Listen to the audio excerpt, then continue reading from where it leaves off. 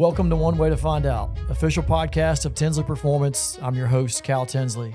Here we sit down with athletes, coaches, and leaders to discover what shaped them, what challenged them, and what ultimately made them who they are today. Because excellence is not found overnight, it's developed through the process, and there's only one way to find out. Today's podcast of One Way to Find Out, we have legend Ben Jones. We have Bibb County, Alabama, big old city from Brent, Alabama. So I go way back with Clay and Ben. So Clay's his older brother that I played with at Shelton in Alabama. Ben Jones was a dog in high school, two-sport guy. Could only hit a curveball in baseball, so he stuck with football. So I think it worked out for him. Goes to Georgia, dominates over there, won all kind of awards. We'll talk about the strength and conditioning awards he got, Coach's Leadership Award, True Grit Award, all of it. Drafted by the Texans, 4th round, 99th pick overall. Goes and plays with Houston for 4 seasons and then 7 years with the Tennessee Titans. And just the grit, the tenacity, the never quit attitude of Ben Jones. Love to get in that today. So Ben, thank you very much for hanging out with us for a little bit and jumping on One Way to Find Out. Absolutely. Good to see y'all fellas. Come on. So today we got a special guest. We got co-host Kendall Graveman in the building. If you have not seen that podcast, that was unreal. It was the first podcast we ever dropped a few weeks back. And our goal is to have Kendall jump on the podcast with us moving forward as much as possible. So yeah, just wanted to jump right into it. Ben, who is Ben Jones, and what made you into the Ben Jones NFL player, father, husband, dad, leader, business mogul, all of it? I would start out just saying, coming from a small town and just finding the true meaning of what it means to work. I feel that's a lost art these days, and people want to get to where they're going and just don't understand it takes a lot of work to get there. It just doesn't happen overnight. And as a parent, as a coach, you have to instill that in your kids. It just doesn't happen. So parents, you're out there, it's not just going to happen no matter what bat you buy them, how much fancy stuff you get them. It comes down to it. You got to work. What does that look like? We talk about work. I mean, I'd like to get into all your work you're continuing to do right now, but like even as a young kid, like what does that look like? You grew up on a farm. I mean, so roll into that side of things. Yeah, so I grew up on a cattle farm out in middle of nowhere, Bibb County, dirt roads, no cell service growing up, didn't have internet. We had some dial-up. Don't lie, we didn't even have cell phones growing up. We had Southern Link. Did you have a Southern Link? We had Southern Link. We got that. We had that. So you had the beep beep, beep beep, beep beep beep. Got alerted. You better answer that one. But like talking to my wife and them, they were like, "Oh, we used to do AIM and stuff like that." I'm like, "Makes sense why y'all can type and I can't type." I didn't have no typing and computer like at home. Like we had dial-up internet, and if you got on it and grandma called or somebody called, you had to get off the internet. So couldn't watch no YouTube videos, no videos. We had a whole set of encyclopedias. If you needed to look something up, you got to go look at them encyclopedias. It was just a simpler way. And being on that farm, we had cows, we had pigs, we had every dog you can think of. And at that time, I just thought it was normal. That's just what you did in the summer. My dad was a forester, so we had high school kids out there all the time working in the summer, loading hay, doing odds and end jobs.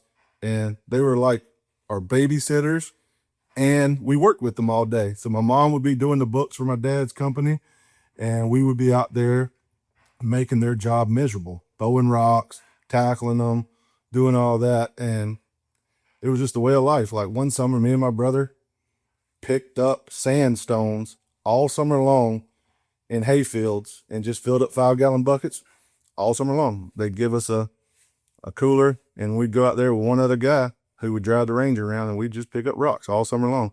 And that was mine and my brother's summer job when we were like 6 and 8 years old. So, and Ben, what was payment? Payment was dinner that night, right? You Absolutely. got to eat. You got a place to sleep at night. I don't think I ever got paid a dime, and I still haven't by my brother. Like, I go home, we got a cattle company together, 7-8 cattle, and I go back and load hay when he needs me. If he needs anything to happen, I'm just a bigger piece of manual labor now. You count as about 4 guys, so you need to increase your man-hour workload. But, dude, that's amazing. And I'm just sitting here thinking, well, one, and just picking up sandstones, is that how you squat 800 pounds? Like, what's the deal? I don't know where that came from, honestly. A lot of wrestling out there with my brother. That's what I could tell stories all day long, but because I don't know how we were alive, honestly. We'd be out there in the middle, and we just figured it out. We fought. My brother, you know my brother better than anything. That joker picked up an old dog turd and put it in my mouth one day. And that's probably the maddest I ever been, Cal. You know we have fought, like we fought with the best of them, each other. I threw a whole 5-gallon bucket full of master locks that we had taken off of gates out there on the farm, and I let him have it on everyone. He was hiding in insulation with a 5-gallon bucket on his head so I didn't kill him. But a dog turd in the mouth? Come on. Hold on, you were throwing master locks at this man? I was letting him rain. That joker was more athletic than me. He climbed on top of the tree cooler in the barn, and I couldn't hit him. I was letting him rain up there, and he was hollering, "You're going to kill me." But he shouldn't have put a dog turd in my mouth. Ben, I think one thing we've talked about on this podcast is just the professional athlete realm. We obviously have specialized in a sport, youth football. We had Trey Mullinex on in golf, myself in baseball. But growing up, Mullins on there. Mullins on there for football. Like the hard work is something I think is instilled in all of us, which is great. And I love that parents hear that from all of us. But also, I think one thing that's pretty standard across the board is how many different sports that we all played as kids growing up. And just looking and digging a little bit into your background and your backstory, touch on that. I know you didn't just specialize in football from day one. Just talk about even being on the farm and throwing rocks and being outside and being a kid and learning your athletic ability. How important do you feel that is to try different sports at a young age? Yeah, we played whatever was in season. We didn't really double up. In a small town, you kind of just play what's going on. We didn't have travel ball or anything like that. We literally, if it was football season, we played football. Basketball, we played basketball. And other than that, we did everything. We played on the farm. We played at church. You kind of based everything around that. It wasn't a lot going on. Like Monday, Tuesday, Thursday, Friday, we either had a game or we practiced. And that was the only time you saw your friends. Wednesday, our whole town shut down because Wednesday was for youth and children's. We had children's after at church. We'd all take the bus over to our church and have music and missions. And no sports were allowed on Wednesday in our hometown. And that was another time hey, God's first in our hometown. Church is this. We're not going to have sports on these Tuesdays. You're not going to play on Sunday. You're not going to play on Wednesday in our hometown. And that was kind of instilled in me at a young age. It's not all about sports some days. You have a bigger mission in life. We're here and getting to do what I got to do because God gave us this athletic ability and this work ethic. So it comes back to that. And the biggest thing for me, like I played it all. Like I ended up going to wrestle up at County High when I was in 5th and 6th grade because I got hit in the head with a baseball bat, cracked my skull. Gal remembers me wearing a baseball helmet around all over the Little League field. You got to backtrack. You said that real quick. You got your head busted open and had. It wasn't bleeding. Inside it was bleeding. Oh, it was bleeding inside. Yes. So what? I mean, tell me about who hit you. Where were you? Were you walking behind somebody? No, I was at our high school. They're in the semifinals for the state championship. I was 10 years old. My dad just passed away 6 months before that in a helicopter crash. So I was sitting at home field. I went to walk around the dugout to go out to the outfield to get my mom to get some money. And when I come around the dugout, boom, I get hit in the head with a bat. And I ran out there. I'm screaming, crying. I'm like, Mom, I got hit in the head with a bat. She told me to sit down and take deep breaths. She thought I said I got hit in the back. That's just my mom for you. Miss Vicky, golly. Literally, the week before that, Cal, I'm riding my bicycle. I come off the back of the dam. I hit a barbed wire fence, cut myself ear to ear, and Mom forgot to tell me that we put up a temporary fence over the road down there to move cows. So I come running back to the house, and she was like, oh, he's all right. He's hollering. I let go, and it's just blood everywhere. Bibb County, you know, Cal, ain't no doctor close. You didn't get the text message. You didn't get the fax, the pager that you, hey, we got barbed wire fence going across the dam today. Don't ride your bike. Yeah, so we went in there, we cleaned it up. We had a baseball game that night. She super glued the neck.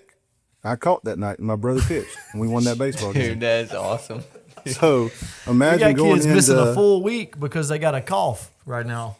yeah. But we so- also got kids here that have that grit and tenacity that from small towns that need to hear this. That are like, Yeah. I might feel like an outcast sometimes, but they need to hear these stories because this is life. It still happens. I still believe there's kids here that are like you, like in very similar fashions, that come from small towns and they feel unheard.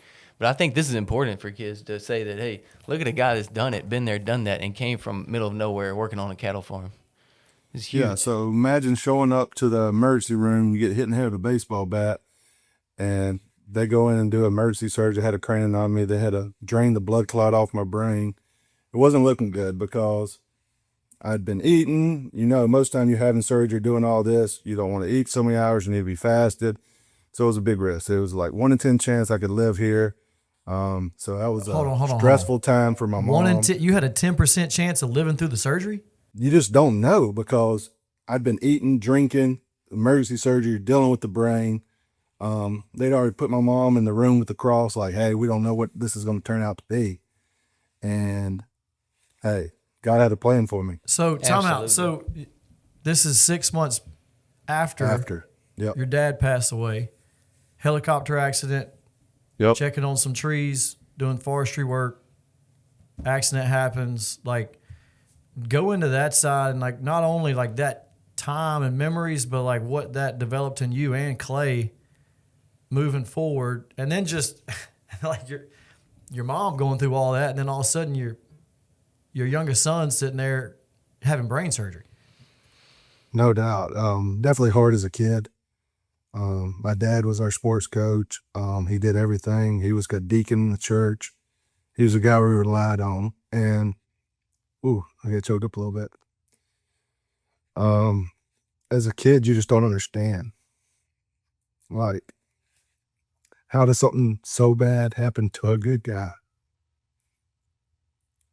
And that's what you talk to my brother, you talk to my mom, and me. It changed us. Yeah. I believe you're living out that legacy, man, but that legacy is your dad through you and your brother, and I see it. I see you wear it well. It's made you who you are. It wasn't wasted. You're using it. I know, and we ask all these questions naturally. There's somebody listening today that's probably going through very difficult things at 10 years old, at 15 years old. It doesn't make sense. But you're using that story. It made a man out of you in ways that me and Cal have never experienced. And I see it. You've changed so many lives and impacted so many lives because of your dad's impact, even over the years that he was with you. And I am so grateful for that. Like, I know just a short time we've been together and shared experiences together. I'm so thankful that it's marked your life and he's left an impact, a lasting impact that you're now leaving to your kids. And that is so important. And I think that we're blessed to have our fathers here. But, man, I get emotional just thinking about it, just listening to your story and how you've dealt with it. Yeah, it shaped us. You grow up fast. My mom was our rock. She coached our little league team. We were whooping Taylorville to go to the state tournament and stuff. Come on. And my mom's over there coaching third base with the rule book. She stepped up and she was our mom, our strength coach, our daily coach. She was everything. It was no flinch for her. She is the same way now. Like, you saw no emotion. You see her at any baseball game, football game. She doesn't cheer. She sits there. She watches. And she just taught us. She made us grow up. And my brother was my rock for me. The toughest human being alive. Like, I think I'm tough. No chance. He's been through it. His body just didn't get as big as mine. I grew up to be that big old joker. Now he got a long neck down. I'm gonna He had a neck hear now. that now. No doubt. But so your granddad stepped in as well. He's first base Granddaddy, coach. uncles, everybody kind of helped out wherever. Like Uncle Chip, he took us hunting. Uncle Matt, he stepped in and coached baseball. We had people in that community, small town, church, everybody kind of jumped in and filled that void for us and kind of helped us transition. And through that, sports was everything. Like, it was our way to get away. And imagine doing all this and like sport was my outlet, then boom, it gets taken away for the brain thing. So I'm sitting there with a baseball hat on, wearing a baseball helmet to school. Like, having to sit in class with a baseball helmet on, that didn't go over well. So that, you can imagine how many fights I got in the bathroom, at the ballpark. Somebody say something to me, and I would just, bam, hit them with the helmet. Didn't care. Like, Cal knew I was a little rough around the edges as a kid. Like, we fought. Like, me and my brother fought anybody, everybody, and kind of did that all the way through high school. Like, we'd be in the hallway, boxing every day, just me and him. Anything went wrong, we were going to handle it. And my brother's still my best friend to the day, but we hated each other some days, and that's fine. Like, it's supposed to happen like that. But I think that's what made me grow up like, my brother was sitting there pushing me, and having that guy that wouldn't, if I was not working out, if I wasn't running, if I was being lazy, he would just punch me. Like, we'd be in the game and I'd have a bad snap and I'd walk to the sideline. He was my quarterback, and he would punch me dead in the face on the sideline. Pow! And I'd be like, all right, here we go. That's a relationship. I was just raised a little different. Me and my brother didn't have, I punched my brother one time, and I didn't really know where to punch him. I hit him right in the forehead. That was not the right place to punch him. I about broke my hand. He went running inside, and I whooped that later. But, man, I just want to honor you and Clay and the life that y'all are now living and raising up an incredible family, and Miss Vicky as well. And because, I didn't really know that. So in growing up, we were playing at Taylorville, which is in Tuscaloosa, and then y'all were South Bibb and Bibb County. City folks. And so we knew the only reason we knew of South Bibb, that Joker wore the hat way up on the head like this, and then North Bibb wore the hat way down low. So that's how we knew the difference between the two different teams. But no, so like, and then Clay through college, and then just obviously getting close to him. We roomed together in college, and every road game we're with each other at Shelton and at Alabama. He was actually a big reason why I was able to get on the team at Bama, because he came back and was like, dude, I think you need to give this thing a shot, after I finished up at Shelton and didn't have another opportunity afterwards. So walked on and played there. But like, man, we've gotten closer over the last probably 10 years. Almost the same relationship that I have with Clay. And it's really because of your relationship with the Lord and how that walk has gotten stronger.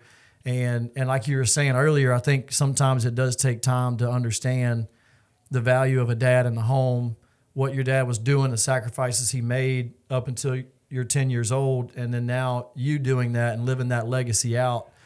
And it takes a village, but also it takes the right relationship with Jesus Christ, and you got that now. And I just wanted to honor you and the life that you're now living and the legacy you're leaving with the next generation.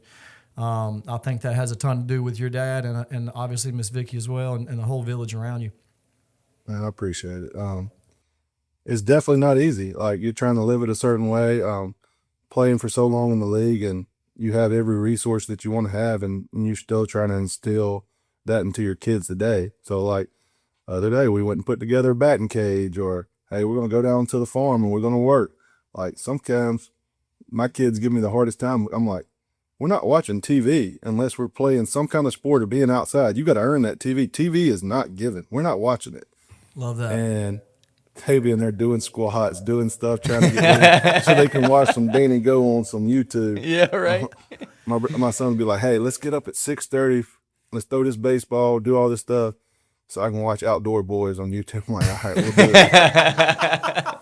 it. So he's planning his day out. Like, today we got up this morning, went to Home Depot. We're going to build us a fort. Just doing the small things and spending quality time with kids, and not being so drawn in through your phone, into technology, into the fast line, and just spending that time, because they're going to grow up and be wanting to do their own life. And I'm trying to cherish these little moments with them and spend as much possible time I can with them, because I know in the blink of the eye they're going to be in high school and college, and I'm going to wish I did these things. Being where your feet are, man. That we talked about that in multiple podcasts, and I think that's so relevant in today's world. Dads in general not being present, whether they're working too much, on the go all the time, but like that's. And also, you're in a unique situation where, I mean, you and Kendall, like, y'all have worked your absolute tails off and played, Kendall, what, 10 years, being how, 10, 11 years? 11 years. 11 years in NFL. So now you're retired at mid-30s. And it's like, now what?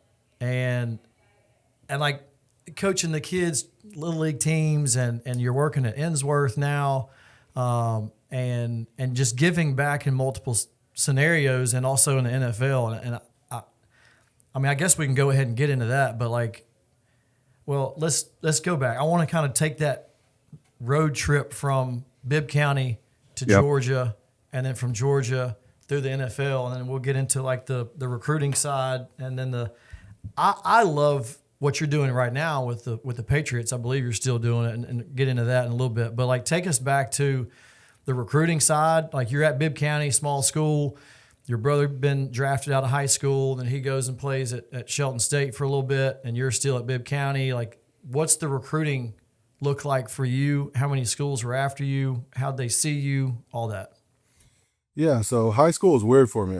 Got to high school, played my freshman year of football, started playing basketball, and went in because I had 2 broken arms, and went to the doctor because I broke both wrists in the game. And how many bones have you broken in your life? I don't know. I've had a couple. So I went in. I was at the doctor. I had some messed up wrists, so I was going to see the doctor, and I looked at him. I was like, "Dude, can you look at my shin?" And he was like, "Sure, we can check your shin out." So he was like, "All right, we'll scan it all." He comes back in and goes, "Hey, we got to have surgery tomorrow." I'm like, "What?" So I had a broken bone in my leg for 2 years. I took a knee to the leg playing basketball in junior high, and the bone was starting to push out my leg because I had osteomyelitis. So they had to go in, hollow out my whole tibia, put me on IV antibiotics for 8 weeks.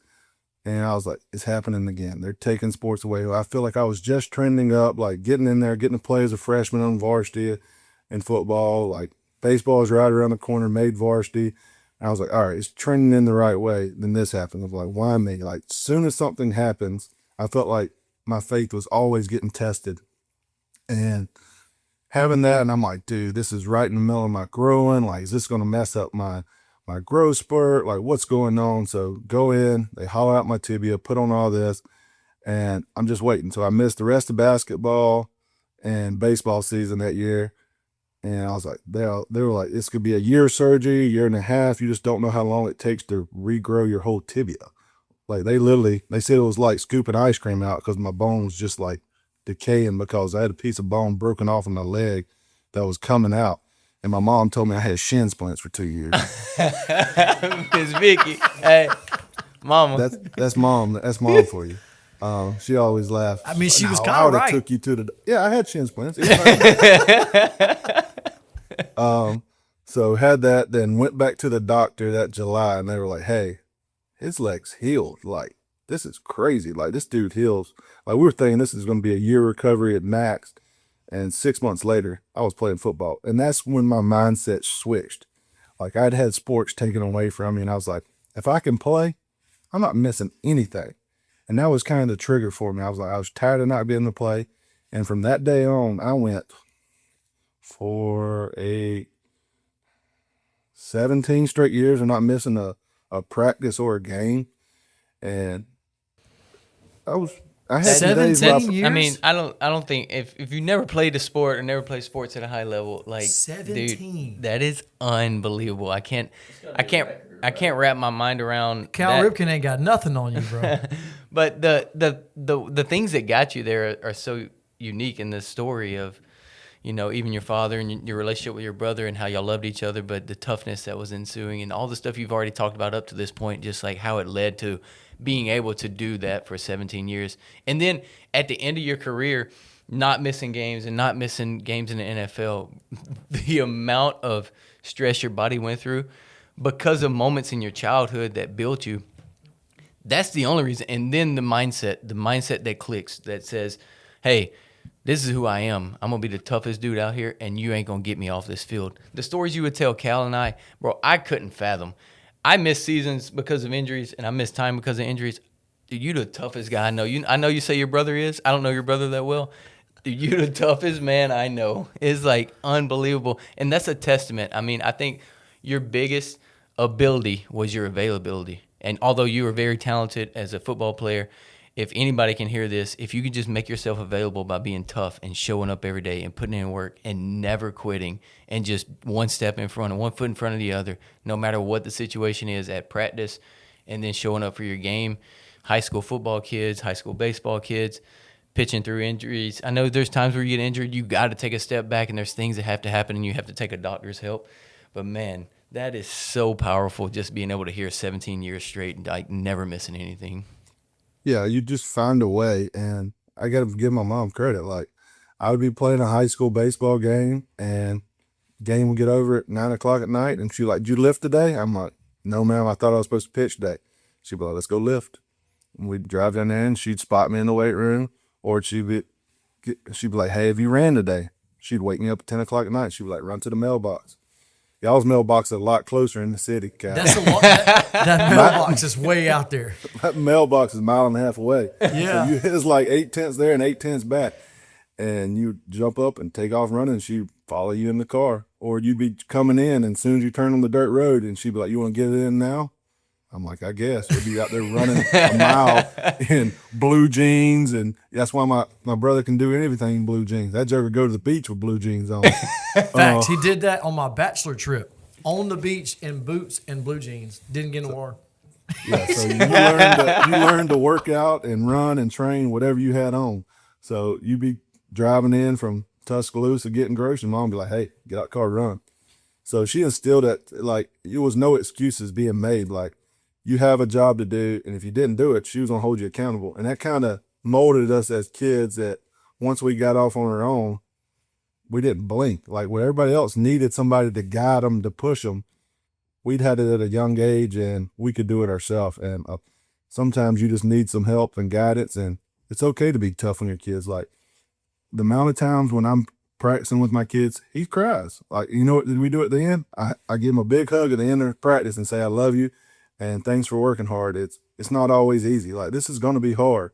Like, I have no problem running a kid, being disciplined, being tough on my son, because I know what it took and what it takes to turn a boy into a man. Like, if you want soft men in this world, we got plenty of those. We need some more tough guys in this world, and it's okay to be a little harder than kids sometimes. Yeah, I think that's the and make encouragement. sure you love them up at the end. Like, Yeah. That's they the know I love encouragement them. for us as parents, and we're learning, and you're learning too, that it's a blank canvas. It's fun looking back over your life and how our parents, all of our parents, molded us into who we are, right? When you have kids and you have your own kids, all of us have kids that are on this podcast today. It's like, okay, well, this kid is literally a blank canvas. I can help mold and shape this kid into who just like your mom molded you, just like my parents molded me, just like Cal's parents molded him. Like, we can look back.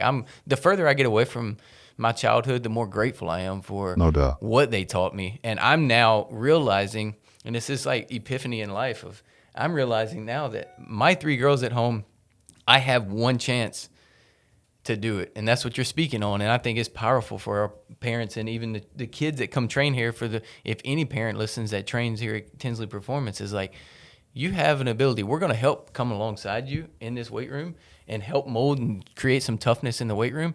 But you're with them more than anybody as a parent, and take those times and be special and be a little tough on them sometimes, but also, just like you said, love on them as much as you can and tell them you're proud of them. No doubt.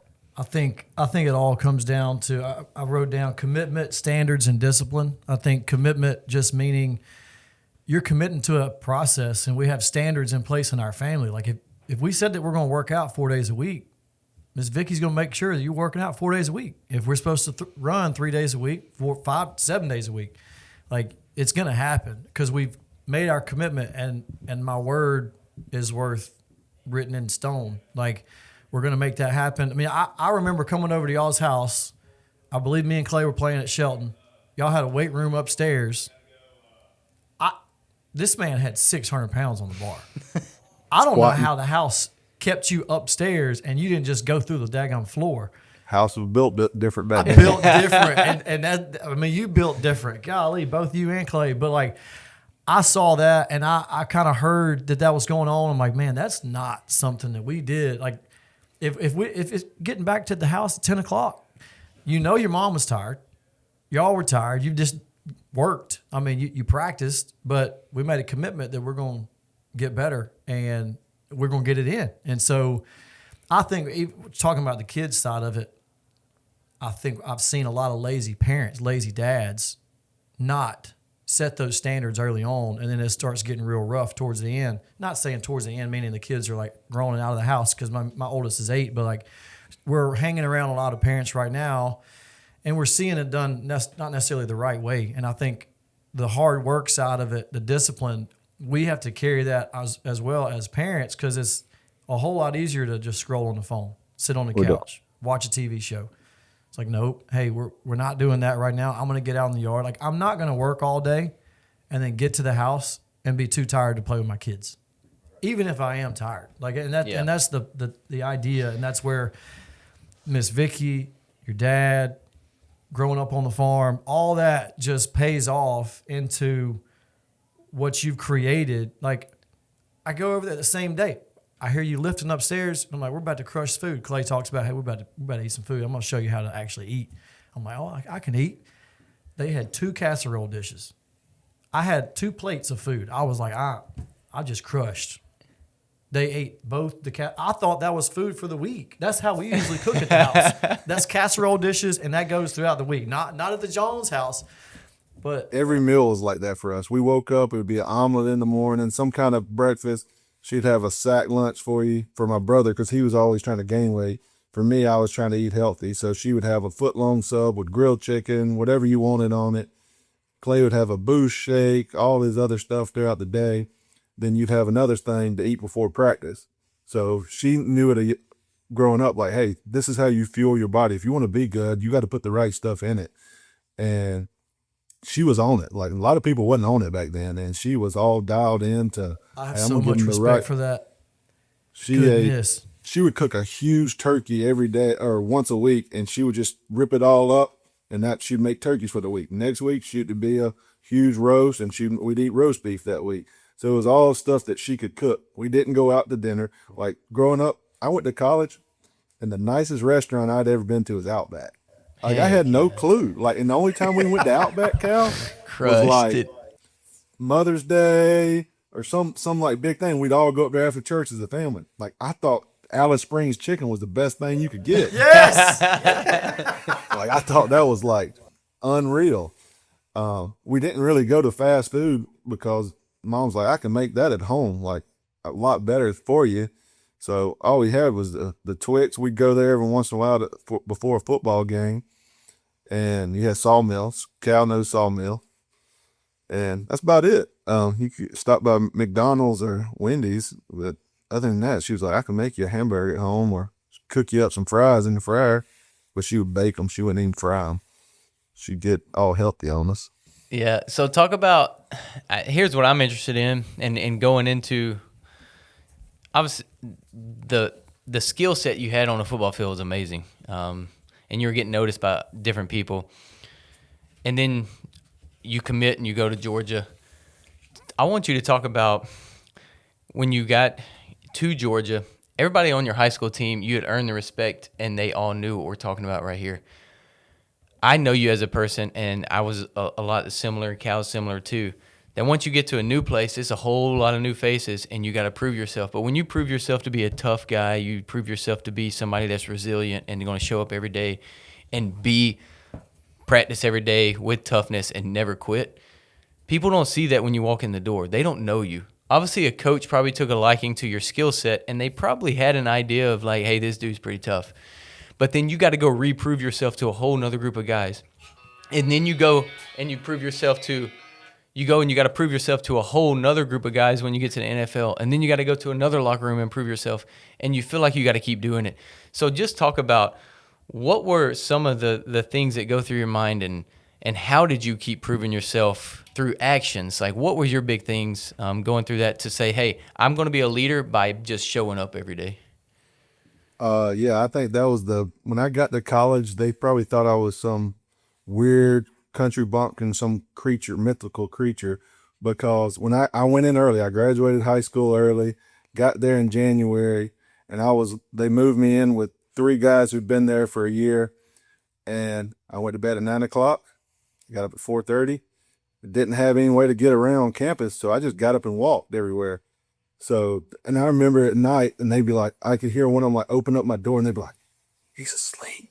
Like I was some like sleeping bear in there. Like, what's he doing in there? Like, they probably never saw me because I was on a different schedule. Like, I got in there, I ate all my meals at the dining hall because I didn't have any money. So I'd go eat dining hall. I'd wake up, walk to the sports facility at like 4:35 in the morning, do some cardio because I was getting in shape. They wanted me to lean down, so I was trying to drop body fat, trying to get to a playing weight that they wanted me at before spring started. So I would do that before study hall at 7 a.m., get over there, shower, get to study hall, then start my walk. I'd walk to all the classes because I did not know how to do the bus system. Like, it was, I had to catch this bus to go this way. Then I was like, the time I wait on a bus, I'm going to be late to class. So I was literally probably walking 8 miles a day, just walking, trying to figure out classes. And they were like, this dude is different. I'm like, and that's what our O-line coach, he goes, I don't want you to get cityfied. Like, don't give me no silver spoon. I recruited you for a reason to change the culture. And you can't make stuff up. So I tried to ride my roommate's scooter the day before spring training started. I turn out, I ain't never been on no scooter, motorcycle. Wreck on some loose gravel right in front of the facility. Darn, break my ankle or fracture my ankle that day. And I come in, I walk into the trainer, and the coach's like, what in the world, John? He's like, well, you could have stayed at home instead of coming to college. You're practicing. So I had to practice all spring with that broke ankle. And I would wear a boot during the day and take it off, figure out how to practice. And I give my O-line coach some credit now. He pushed me to beyond that, the measures I could never think I could go. Like, when I thought I was tired, when I thought I was broke, he knew he could get a little more out of me. So Coach Searles was like the father figure for me in college and kind of molded me into a man that I didn't think I could be. And you have to be broke to be turned into a man. He sure broke me that spring. Like, I was going against Geno Atkins. He went to 10 straight Pro Bowls in the NFL. And somehow he was a 2 at Georgia. And I had to block him every single day. He never started at Georgia because he was a little lazy. But trying to block him on a broke ankle and pass rush, that was fun. Talk about so I want to dig out some of the stories from Georgia, right? Dreadlock in the jock strap. Yep. So we're playing Auburn. That's my junior Yep, year. coach. He said, Dreadlock yep. in the jock strap. I can't wait to hear this one. Go ahead. So y'all know Alabama Auburn's different. That's all I heard growing up. And imagine my O-line coach at Georgia played at Auburn back when Bo Jackson was there. So that week, that's all we heard. Like, how good Auburn is. Like, how's this? We're playing against Cam Newton, Nick Fairley, and all these jokers. And for me, I got screws in my head. I have a couple screws loose up here. And we're getting into it. And still today, Josh Bynes, played in the league forever. Great dude. They hit Murray late. I didn't know who it was. It's in the pile. I come up with maybe a handful of dreads. I turn around to hand them to Murray. I'm like, hey, does this make you feel better? He goes, no. Because he's Silver Spoon. Murray's he's a quarterback. So I take them. I was like, screw it. I just stuffed them down in my girdle. I was like, I'm going to save these. I come to the sideline, show Coach Searles. Coach Searles goes, what in the world, you redneck? I'm like, oh, no bad. So I just had them in my girdle, didn't think nothing about it. I get home. I'm like, oh, they're in my bag. So I literally tied the dreadlock to our ceiling fan, and that's how we turned on the light in our house for the next 2 years.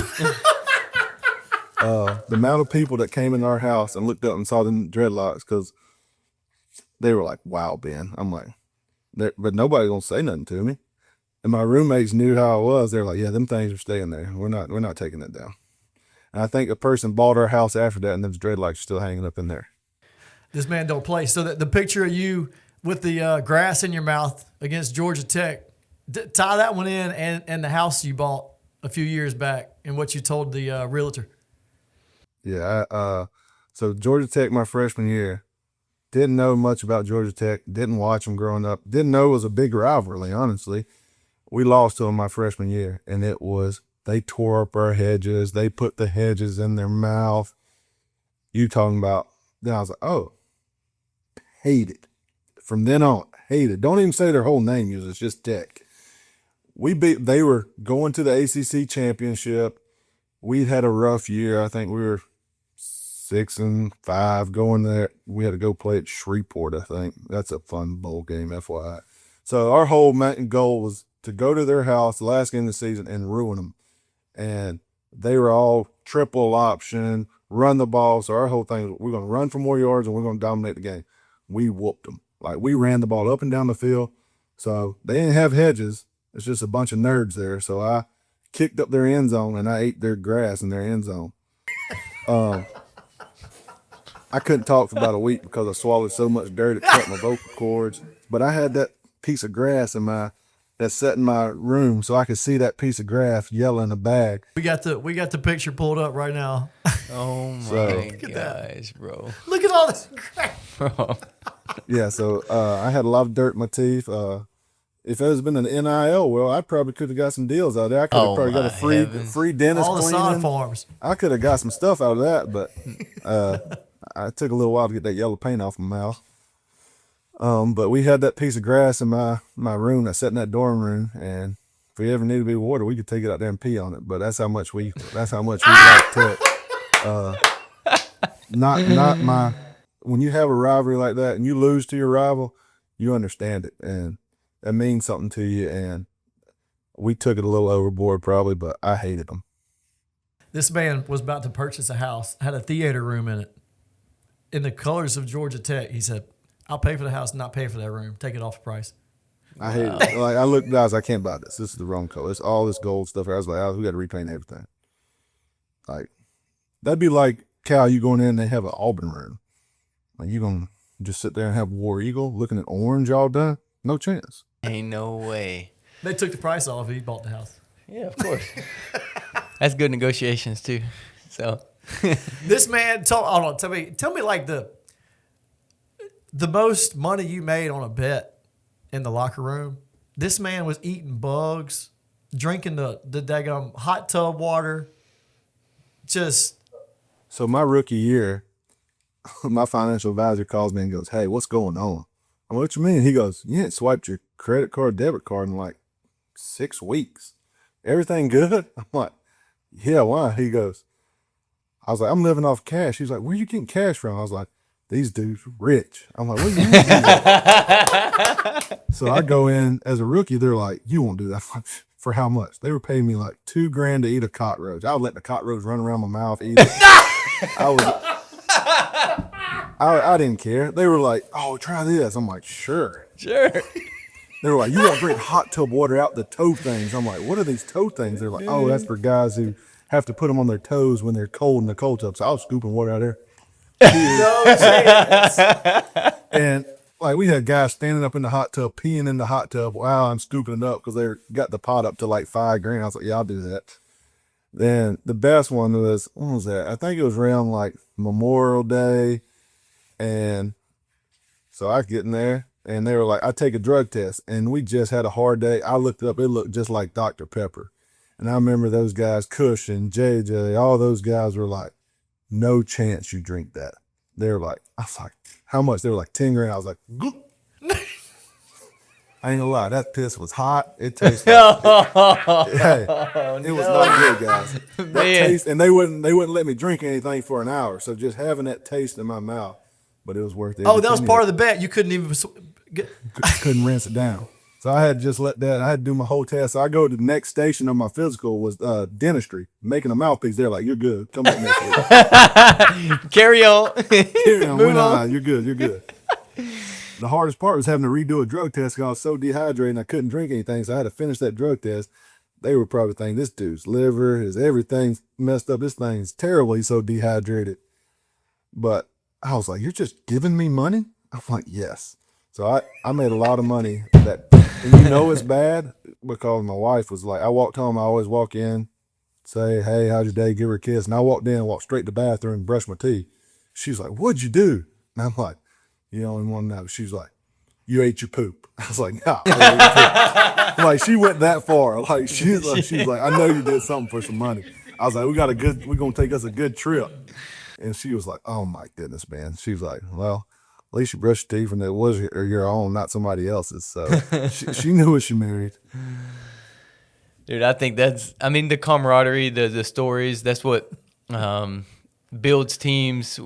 Every team needs guys that are there to create unity. And in those moments, all the laughter, all the stories that they've went and told somebody else around a campfire or wherever, you can't believe what Ben did when we were playing. Like, that'll continue to go. Like, obviously you just did it because you enjoyed having fun. You enjoyed being around people. You enjoyed the laughter. And also, hey, you going to pay me $5,000 to do that? I never thought I could make $5,000 by eating a cockroach. Your brother probably made you do that, or he was going to beat you up as a kid. Like, it was like, it doesn't make sense. And I'm like you, from a small town. These people had so much money when I got there. I was like, I saw some gambling on the plane. It was hard for me to picture in my mind and fathom, like, what are we doing? Cal, I got you. You know how my brother always blows his nose and everything? So we were riding home from a high school baseball game on the yellow bus. He blows his nose in a Gatorade bottle. No. I drank that for $10. I'm talking about that was the worst thing. One of them big old snot. That was probably the worst one I did. You talking about everybody's in there gagging. I'm over here gagging because I got snot rockets stuck in the back of my throat. But they gagging just watching me do it. So Cal was on the mud run when I ate the big night crawler while we run. That's probably why I got to do them parasite cleanse, Cal. Because that's right. If you eat a live night crawler, they probably had some babies in you. Parasites in that thing. Yeah, no doubt. So one of the best stories, we talk about it all the daggum time. You just went to Georgia. I'm over there fishing at your lake, me and Clay at Shelton, because we came over there because we knew you were coming home. This might have been the same night with the weight room thing, the casserole and all that. And he pulls up, and then there was no conversation before this. And then Clay puts his fishing rod down. He said, all right, here we go. He ain't even came out the car yet. He's got a big old Tahoe he's driving up in. This joker, he stops the car and then go ahead. Yeah, so I come driving down the driveway. They're down there fishing up down the lake. So I pull up, chop out the car, and I see him. I'm like, oh, he's gonna try something. So we lock up, and I was like, all right, grab him by his pants and the shirt. I threw him on top of the Tahoe. That's how he knew. He's like, Ben got strong. He went to college and on top of he had his footprints. He's in boots. His boot prints on top of the Tahoe. Clay, what are you doing? 200 and what? 230? Yeah, 220, 230, somewhere in there. What are you doing in this moment? I'm just thinking, I'm hanging out with if I ever get into anything, these two guys are on my team. Yeah. I ain't going against them ever. We didn't do this in Taylorville. I don't know what they did in Bibb County, but I'm over here fishing. I just kind of start easing down the lake. Like, I need to get away from these cats. He ain't about to try me. I'll swim across this thing before I get in trouble with him. If you ever let this man put his hands on you, oh my goodness. But he put his hands on Clay. Clay said, I'm going to turn around. I'm about to show him I'm still the older brother in this thing. And then Ben said, no, not today. Yeah. Not today. He said, I power clean more than you. Yeah, I chunked him up on that. That's just how we were. It was just the brotherly love. Like my senior night in college, probably the last time we'll fight. We were in the bar together, hanging out. He taps me on the shoulder. I said, hold up. I guess I didn't answer the way he wanted. So he tapped me again. I turned around. He punched me dead in the face. Boom. I look at him. I go, all right. My wife probably just met him a couple months. Really don't know him. So I turn around. He goes, that's how it's going to be? And I just, whoop-ah, folded him right in the middle of the bar. And I look at the owner. He goes, Jones. I go, that's my brother. He goes, redneck. So my brother's down there on the knee. He goes, ready to go home? I'm like, yeah, let's go home. So we get in the car and go home. My wife's just like, what in the world? Next day, she's like, what was that? I'm like, it's just me and my brother. She was like, what? I've never seen that side of you. I'm like, yeah, I said, I only fight my brother. That's just part of it. Yeah, that's awesome. I think, and I don't even know if I've ever shared this story, or we've shared it personally. I mean, we went through COVID and we were streaming online, just like we're all trying to figure out where do we work out? How do we work out? And we got the tripod set up, and we're streaming you in because we're working out at Cal's house. It's just us three. It's Me us and you three. and We're like, Trustful. hey, let's just figure out something to work out, and let's just get together. And the only way you were in Tennessee, we were like, all right, let's just stream Ben in. So we stream him in, and you're in the garage by yourself. I don't know how much weight you had on the bar, but we were doing bench press that day. Ben, tell me 365. I don't remember. It was over 400. It was 375. Because I had clamps on it because I didn't even think. I was like, all right, I got another set, so I'm going to go ahead and put clamps on there. Clamps on the outside, and we're watching. Me and Cal standing around we stand around the screen watching. We're doing the bench press, and Ben just keeps stacking on plates, and I'm like, Kendall, come over here, look at this thing. It's got like 4 plates on one side of it because he's got the TV, the live stream moved over, so he's doing his bench press.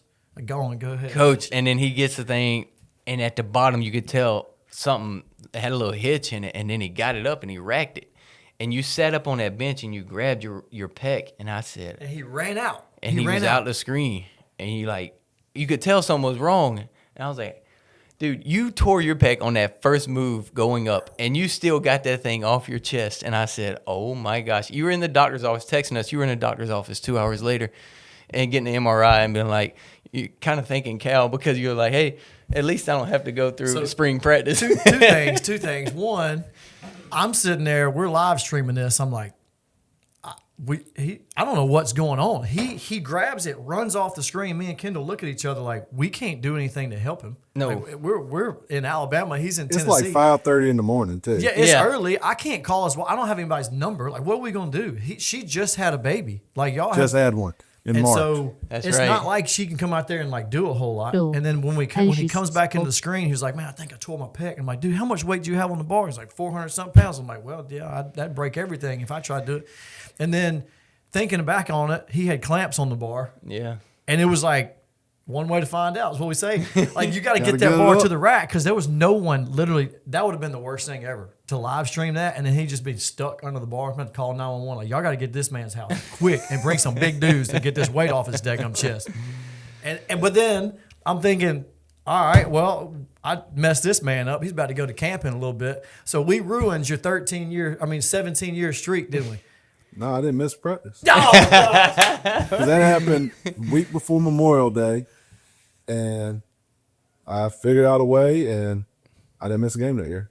Yeah, that's awesome. And then even from that, I know when we were communicating over it, you were trying to, and it's always a battle with athletes, and that's what we're trying to instill in these athletes here at Tinsley Performance is, okay, your body weight, and you mentioned it earlier. You mentioned how your mom found value and knew that, hey, gaining weight or losing weight or I need to play at a certain weight. I played at 215 was my optimal weight. I got up to 230. I was too heavy. I got down to like 205. I was too light. You understood that very detailed over your time at Georgia and then even professional football that you needed to be at a certain weight.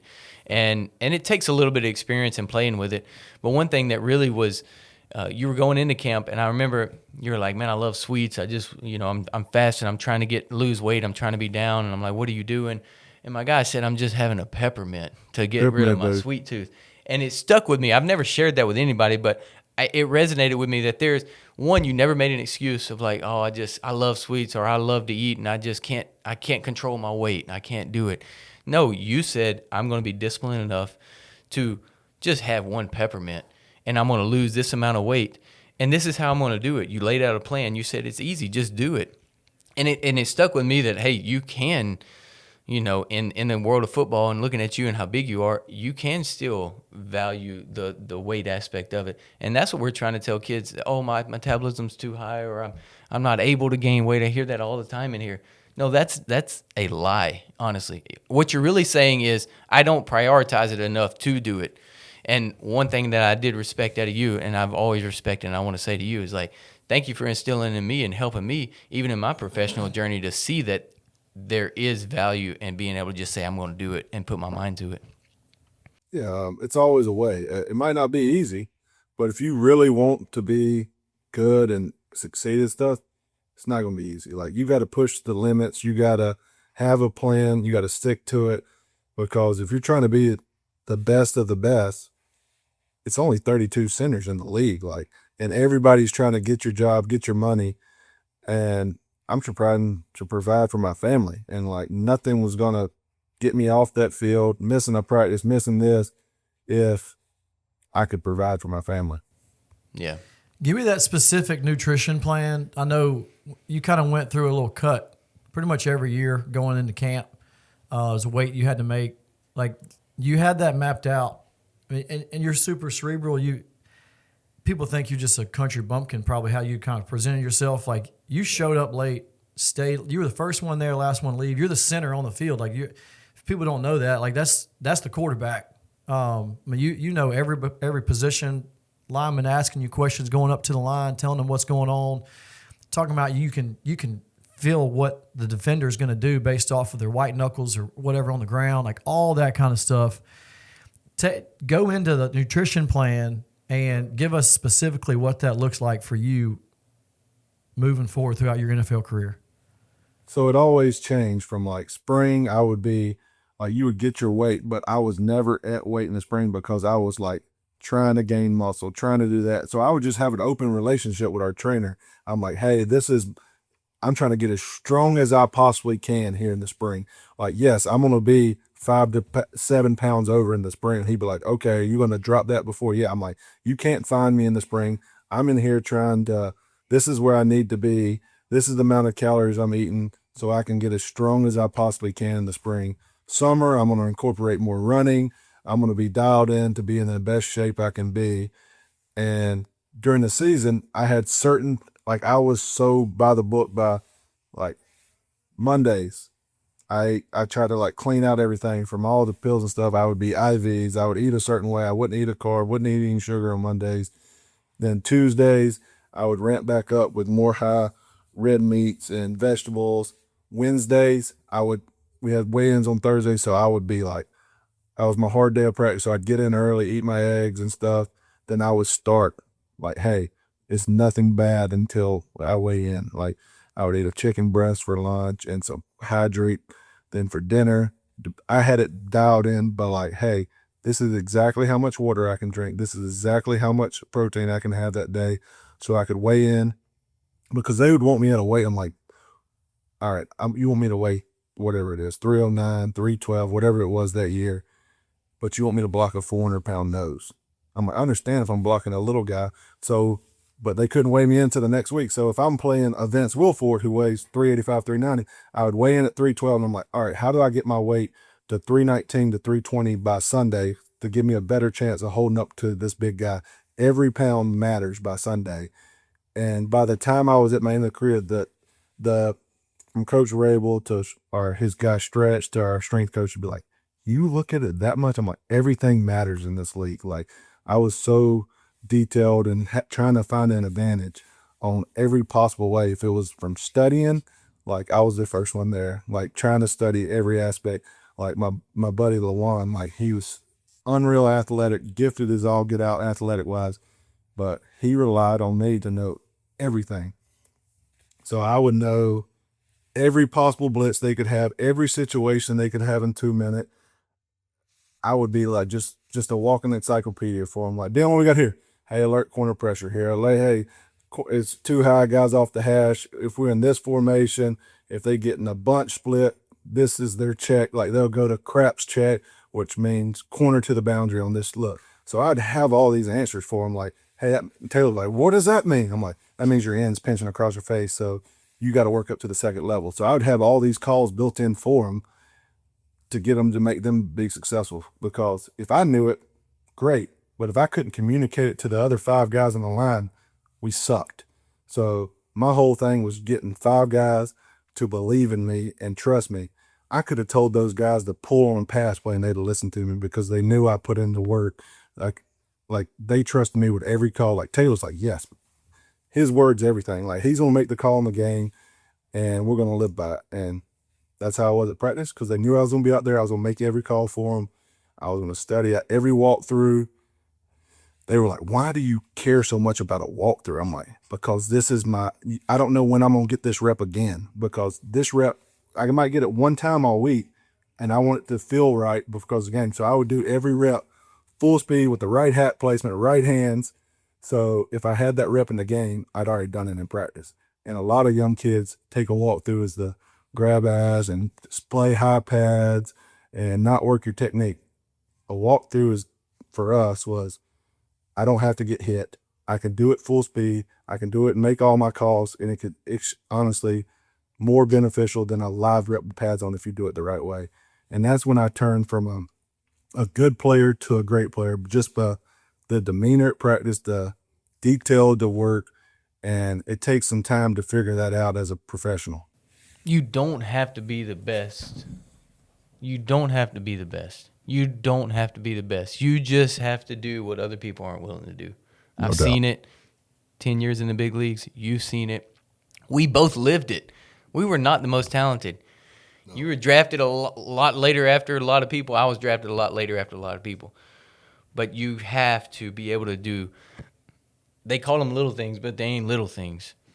And everybody starts to notice. And it's a slow progression that people start to notice. Oh, Ben's here. Man, we having to turn that dude lights out. Like, the cleaners are here. Or he's beating everybody here in the morning. Or he's studying and he knows all this stuff. That's the stuff fans don't see. That's the stuff that your teammates obviously see. And to an encouragement to a young athlete is, yes, we're going to always try to get our skills better. But, man, just do the stuff that other people aren't willing to do, and you can make a lot of money and you can play for a long time if you're just willing to put in that work. No doubt. One of the things that I heard and took from you, and I second that whole nutrition thing, the peppermint, that's always stuck with me. I don't know if I've ever shared that either with y'all, but, like, it just blew my mind on how intricate you get. Because you see a 320-pound guy, it's like, okay, well, he don't care about a whole lot. He's just a big dude. No, he's – you're gaining 5 to 8 to 9 pounds throughout the week because you made weight to try to gain weight to get in front of this nose guard you know you're about to go up against. And then you're cutting back down again to kind of – you talked about the nutritionist gave you a plan at one point, and you were like, I'm going to gain weight in that plan. It was a meal cut, like a weight cutting plan.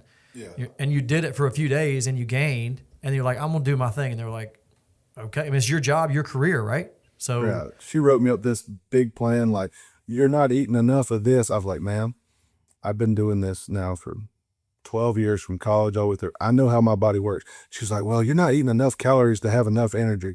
I was like, ma'am, I can go out there and practice with not eating for 3 days and practice in full pads. I said, practice is mental. She was like, no. I'm like, I promise you, I have not ate a drop for 2 days to be able to make weight because they cut my weight for me and didn't tell me. I was like, I can do this. And she was like, that's not enough. I was like, I'll do your plan for 2 weeks in the off season, not cheat on anything and do exactly, take a picture of everything I ate. And I bet you I gained 10 to 12 pounds in 2 weeks. She's like, no chance. I did exactly what she said, sent a picture of everything. I gained 12 pounds in 2 weeks. And I said, now you screwed me for the off season. And she was like, oh, I was like, so they understand, like, everybody's different. You got to know how your body feels. You got to know what your body needs. And I'd done it. So I knew what my body needed to lose weight, gain weight, and what I needed to be ready for practice in a game. And that's part of my body. And that's literally everything I had was what I walked out with on the game was what I put in my body. So it was a fine, like by the game day, I'm like, I ate the same thing if it was a 12 o'clock game or a 7 p.m. game. I ate eggs in the morning. I ate such and such right before I walked out for the field. Like, no matter what, like if it was 7 o'clock now, I'm gonna eat those 3 eggs in the morning. I'm gonna eat some potatoes.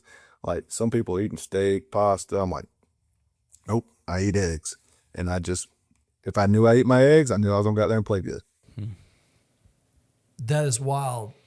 I love, like, and that goes into what you've always said. And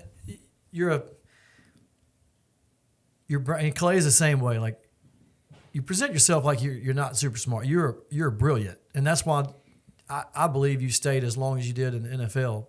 That, along with your competitive nature and how hard you're going to work, but I guess expand on what you talked about. Like, I can't get beat out of a job if they don't see the field, and you've said that to me multiple times in a couple different ways. But just like if I don't allow them to have a rep because I'm taking all the reps as the number one. The coaches can't even see them playing with the ones because I'm just not going to give them that chance. So, like, Speak on that. Coaches are going to put out there the people they trust because they can get fired faster than anybody in the NFL. You can see coaches get fired every year. They're going to put the kid, like, I made way more than my O-line coach. And he wasn't risking his wife and kids' lifehood trying out some new person that didn't show up on time, didn't put in the extra work. I'm in year 11, sitting there on Saturday morning. We didn't have to be in until 9:30. I'm there at 6:30 in the morning watching every cut up from the past 5 years on this nose guard, doing all this. My last round, writing a whole sheet of paper of, hey, what ifs, I would call it. I'm like, what if they give us this front? He said, Ben, they ain't showed that in 3 years. I'm like, they don't have Derrick Henry back there. I have to prepare for every defensive front that they could possibly show us. He's like, okay, this is your answer if they do that. So I wanted to answer to everything. And he would always say that to those young kids, like, why in the world is Jones here and y'all aren't here? You should be sitting beside him, picking his brain. You're a first to fourth year player. Like, is sleep, you're not even going to play. You know he's going to get up and play every snap. So your whole job is to learn from him. And finally, my guy, Aaron Brewer, undrafted kid, unreal athletic. He was my backup for a couple years. Now he's one of the highest paid centers in the league. That's so cool. Just re-up, making $15 million a year. He is 6'1", 280 pounds, but he's built different. He has that same mindset, and he will do anything. He'd be out there, messed up quad, messed up neck, can't even move his head, but he'd seen it every day in practice. He'd seen it, like, when he got his opportunity after I retired. He played a year in Houston, went down to Miami, got paid, and now made an all-pro last year as an undersized. I tell you, he is a bulldog.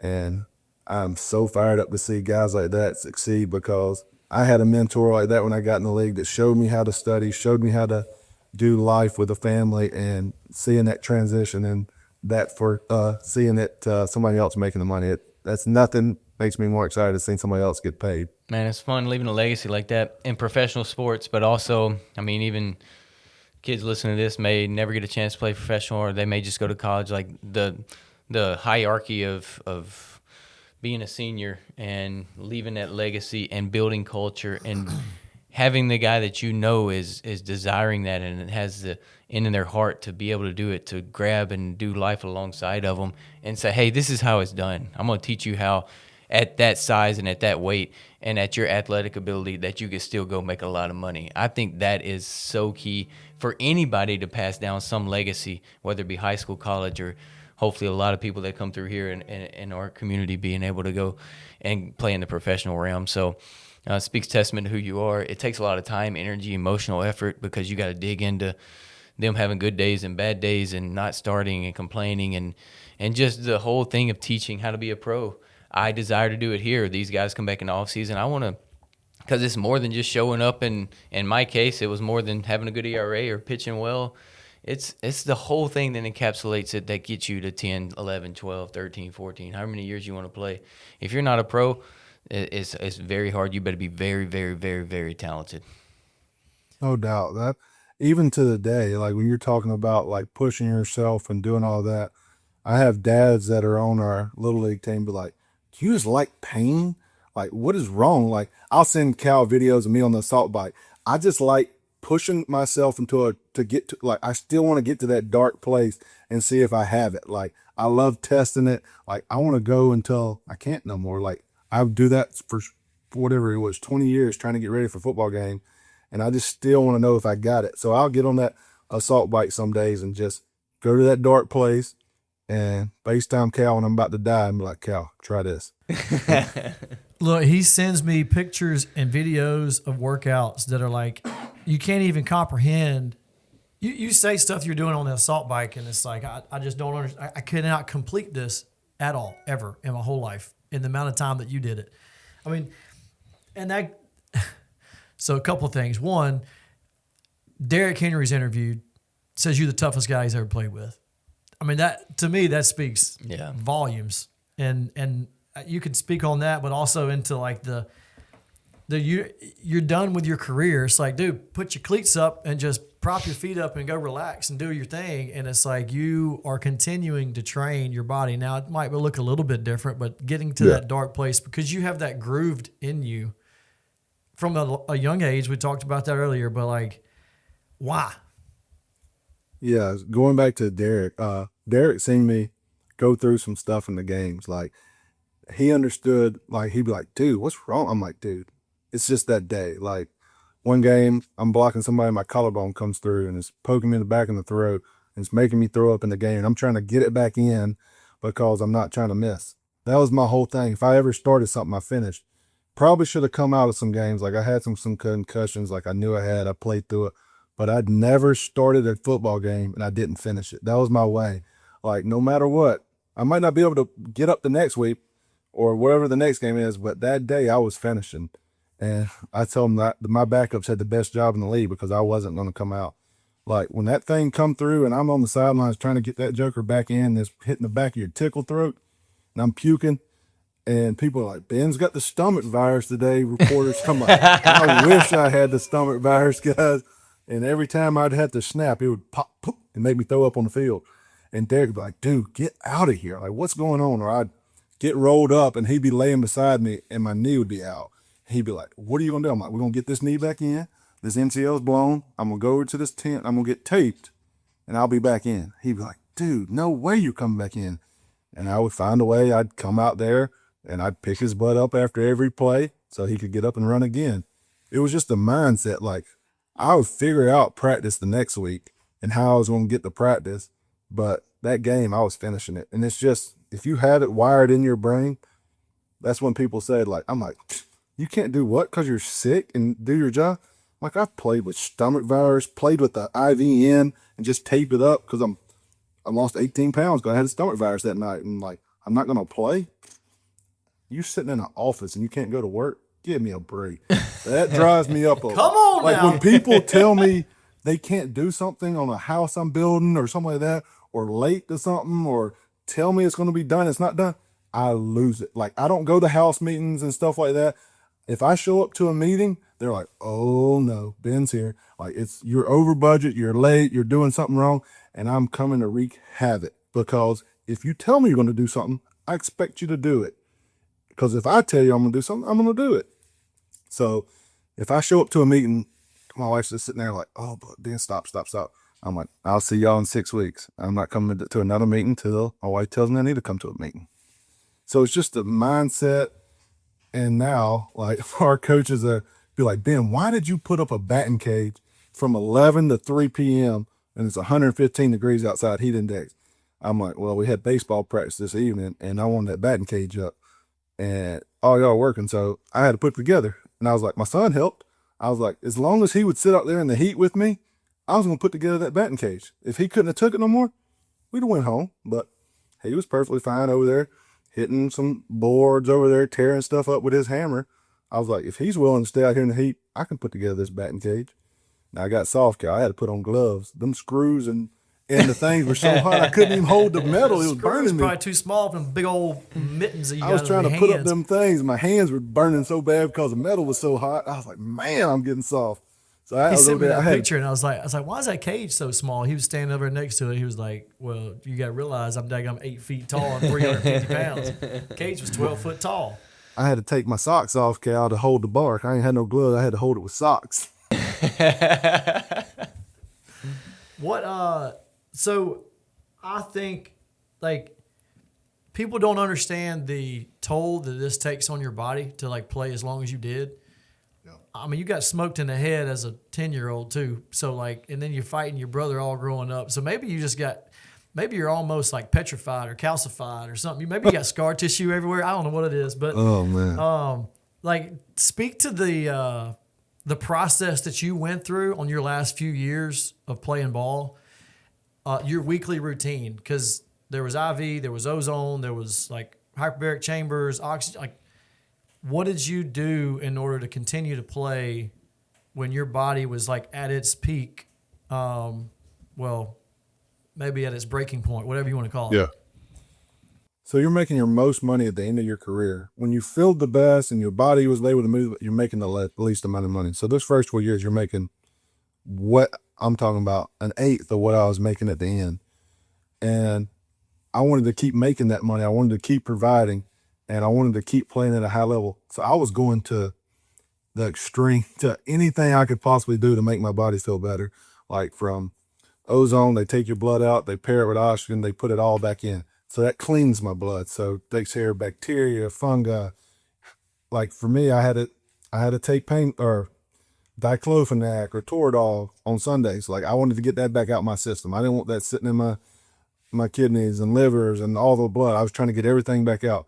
Then you got NAD. I already tried to tell Cal he needs to do some NAD in his life.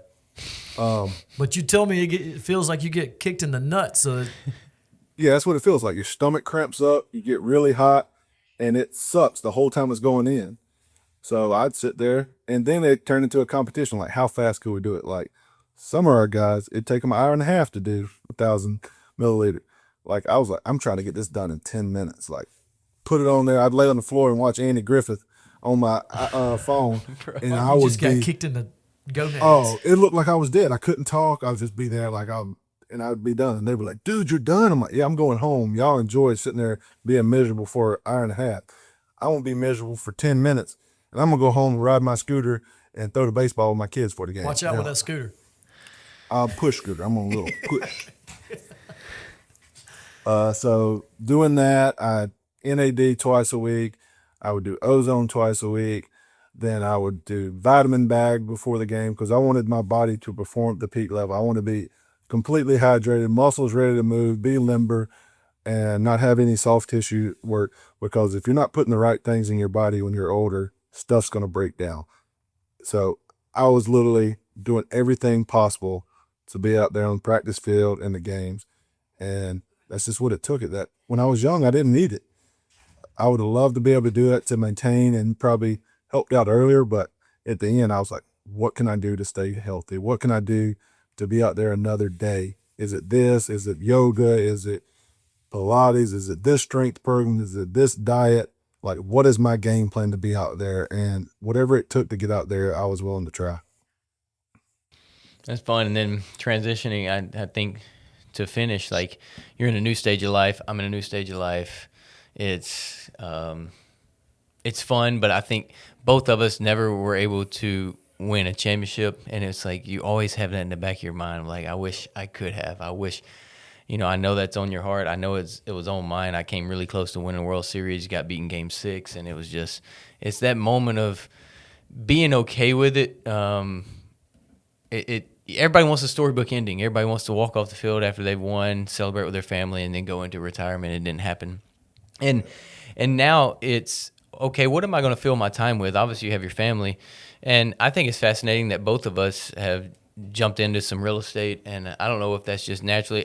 But to keep your mind sharp every day, I'm thankful that we're both doing it because we very easily could sit back and take it easy, play golf and fish, or do whatever we wanted to do each and every day. I still think we need to perform. So just kind of hit on a little bit of, you don't have to go into details, but just some of the things that you enjoy doing now that are still performing and learning in a new realm that we're so hyper-focused on our game and our sport, and now we're trying to learn something new. Yeah, when you look at my screen time, you look at Zillow, it is through the roof. Yeah. Because I'm looking for the next deal, the next piece of property. It's bad when you have realtors calling, hey, have you seen anything on the market? Have you seen anything? What they'll send me a property. What's bad about this? I'm like, all right, you got power line 100 something feet from your property line. You have this and that. And they're like, how do you know this? I'm like, if I'm trying to make money or do something, I'm going to go all in. And it's crazy. Like, I'm like, aren't you got your license and you're the professional? Yeah, right. Like, no. Anything in this realm, we're calling you. Anything an hour in Nashville, they'll be like, Ben, have you seen this? I'm like, yeah, I actually went and looked at that. I've looked it up on Landglide. This is the topo. This is, it don't have electrical, so this going to cost about this much to run it. And they're like, so I've done some stuff in Nashville. I've done some stuff at the beach.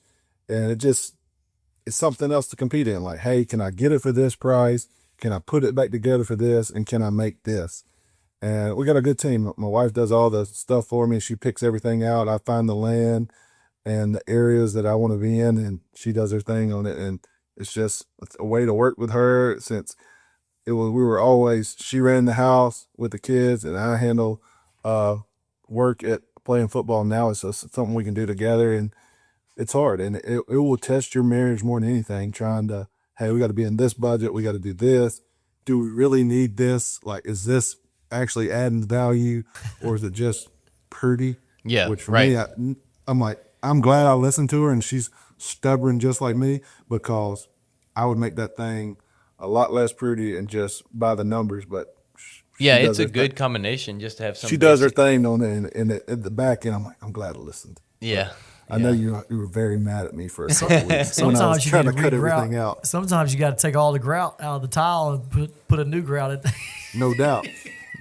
Like when I'm just looking at that flat backyard, I'm like, oh, I can do all this on this grass back here. She's looking at the whole picture. She's trying to make a house into a home for our kids, and all I care about is the yard, honestly. And where can I store some guns and do all my workouts at? Other than that, it's her house. I just live there. That's awesome. Well, man, So, it's been a joy, I think, being on it. I got two more things and before we head out, if you got a couple minutes. But Yeah. I feel like you have the grit, the tenacity, the effort that you talked about all throughout the podcast, but also a servant heart. I mean, you're an offensive lineman doing the dirty job to allow the running back to get the highlight reel. I love the fact that Derrick Henry actually put your name up there whenever he was interviewed in the podcast, asking about the toughest guy out there, and he put your name on it. But like, I just think, again, you don't have to do any of this stuff because you've made it. Like, in America's terms of the American dream, like you're there and so far past it. Both y'all are. But like, you have the explain your position with the Patriots that you had, like how they're bringing you in as a mentor to these younger offensive linemen and what you're doing with that. And then also the high school, local high school that you're working with, and how that's just helped you kind of scratch that itch of being competitive, giving back to the next guy, and what you're teaching them. Yeah, so my role is constantly changing throughout the league. Like the first year, I transitioned and helped the rookie center, who's now the starting center for the Patriots. He came in, I was teaching him like, hey, this is how you study. This is the right way to do your schedule. This is how you be successful as a rookie. Like, they don't tell you that as an agent, as a coach. They're just hoping up the water hose and giving you all the knowledge and how you're going to swallow it, and it's too much for them. So I tried to slow it down for him, give him like little pieces. I'm like, hey, this is what it's going to do. This, like, you got to get through this stage, then you get a little break, and it's this and that. So I was kind of the mentor for him last year. And through that, I'm like, I can help more than just one team. So I paired with my agent, and I was like, hey, every lineman that you bring in, I'll do a rookie program for them. Like, hey, this is what the combine's like. This is what the draft process is like. This is what happens when you get to OTAs in the season. So if you have questions about the playbook, when you play that long, you've kind of had every playbook. So if anything they bring up, I'm like, oh, this is how they do this. This is this technique for O-lineman. So now instead of just being with one team, I'm trying to help as many guys as possible and make that transition, because I just want guys to set their families up for life and make as much money as possible. And if I can be a resource to somebody, that's what I want it to be. And from doing some high school lessons to middle school kids to guys coming back from the league and training in the off season, I'm not taking your money. Like, this is my thing. I love doing it. If I can be a resource for you, I'm going to show you how I did it or help you ways that can benefit your career so you can go on and make the money. So from middle schools to high schoolers to some guys in the league I still work with a couple times a week throughout the year. That speaks a testament to who you are, just your heart. We're both indebted to a game that we played as a kid growing up that we never thought we'd make money in, and we never lost the passion of the game. And we never ultimately did it for an amount of money. I know you. And that's when you're the most successful, is how to do that. Is how do you continue to play the game that you loved as a kid and love to compete and love to win. So last thing, I like to allow everybody to really just give their wife a shout out. I mean, I know everybody's pretty much regurgitated the same message of you wouldn't be where you are without the village, especially your counterpart and your wife, Alex. Y'all are an incredible mismatched match. You are a giant, and she is how tall? She's fun, so I can carry her on my hip. God bless She's it. She's 5'1". She I didn't marry her for size. I tell you that much. That's right. But yeah, I would definitely not have made it as far as I did, and because she pushed me when I was going through those dark times from being hurt, being injured, and she'd be like, "Look at your kids. Like, come on, get up. You got everything to live for. Like, what are you doing?" Like, when I'd be like, "Man, I don't want to do this," she was always in like, "Yeah, you are." She ended up being that role for me, to push me because she knew what it took. And to get me up the next day, she's like, "You got a family here. Like, look at your kids looking at you. Like, come on. Like, you can't be, if work's going to mess up home life, why are you doing it? Like, we have enough money." So I would play a game, come home. She'd be like, "I've been watching those kids all day. You need to go outside and fish. You need to go out there and ride that scooter, play baseball." You heard that. So no matter what, I'd come home and I'd be like, "Babe, I blew out my ankle today." She'd be like, "Ride that scooter with them." I'm like, "All right." So I'd be out there riding scooters, throwing a bike, because she had, like, she was doing the hard job. She's at home all day, making all the meals, paying the bills, getting everything done, so I could go out there and chase my dreams. So you can't think you're wise enough for this. Like, they literally let me chase my dream. She let me chase my dream so I could go out there while she was doing the stuff that nobody was giving her credit for. That is literally the hardest job in the world. Like, I retired and I was at home. I was like, "How did you do this?" Like, Yeah. like, I got to get out the house. Like, it's 3 kids at home. Like, you got a routine. She's like, "You're messing up my routine." She had a schedule when they napped on there. I'm like, "I'm sorry. Like, what do you want me to do?" Like, I was awful at it. I just usually showed up, played dad, put them to bed every night. And now I was there all day. I was like, this is hard. Like, I need a job. I got to get out this house. So they don't get the credit they need. And they're literally up at all times of the night, no matter what. I'm like, I got to have some sleep, babe. I'm like, I don't know how you're up at 1 a.m., 3 a.m. I'm like, once they're awake, I got them. But you got night duty. If they have the stomach virus, throw up on me. You got flu, COVID, whatever you got, I got them during the day. They can cough, throw up, whatever. But I got to get my sleep at night. You got them at night, I'll knock it out in the day. So we tag team it that away. It's awesome to hear the teamwork behind it, and I experienced it. I see it, and I know that wives around look and need each other because we're gone. They feel like single parents for a long time in the professional realm, and it's something that the further I get removed from even the game of baseball, just like the further I got removed from my parents' house, I got more grateful. I get more grateful every day just because of those same thoughts and how I saw my wife moved 36 times in 10 years of marriage and pack our kids up and box them up and just say, "Hey, it's time, we got to go." And she didn't realize how tough it made her during those moments. So I'm thankful for that too.